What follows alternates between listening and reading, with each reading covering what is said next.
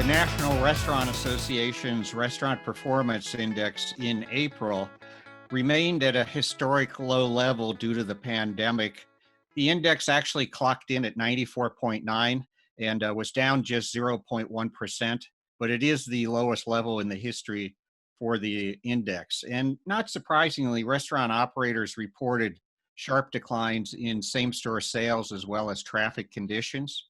Regarding capital spending in April, many operators also put this plan on hold. Over the past 3 months, 50%, one out of two, of restaurant operators reported that they had made a capital expenditure.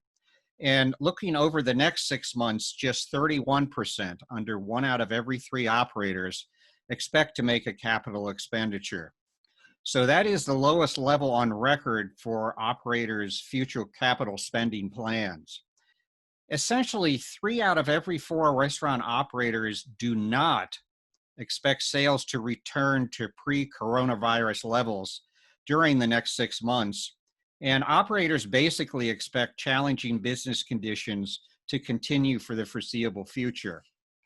Now, regarding employment in May, it was a relatively bright spot considering the state of the industry.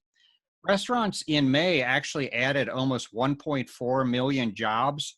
That was 55% of national employment gains. But it really is important to note that eating and drinking place employment remained down by 37% on a year-over-year basis. 2/3 of restaurant operators say they don't expect their employee headcount to return to pre-coronavirus levels before year's end. Now, moving on to restaurant menu price inflation in May, that index continued to tick up.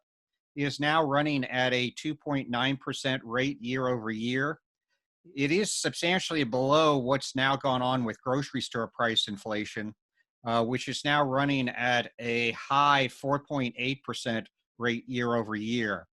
And meanwhile, the overall inflation rate is virtually non-existent at the moment. It's up just 0.1%. Between April and May, the wholesale food price index in a single month was up by over 8%.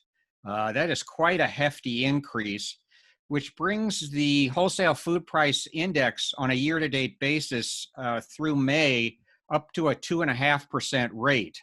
And if by comparison, looking back at 2019, the wholesale food price inflation rate was just a lower 1.6%.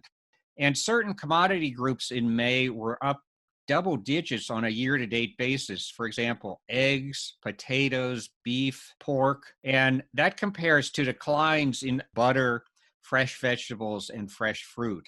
So that hefty increase in May in wholesale food prices is responsible for the extremely high grocery store price inflation, as well as the sustained increase in menu prices. So to wrap up, in April, the Restaurant Performance Index clocked in at 94.9, a decrease of just 0.1%, but it is a new record low for that index. Restaurant employment regained almost 1.4 million jobs. Menu price inflation, 2.9% year over year. And wholesale food price inflation coming in at 2.5% year to date and is moving up rapidly. And don't forget, for additional information, to visit our website, restaurant.org. Thank you.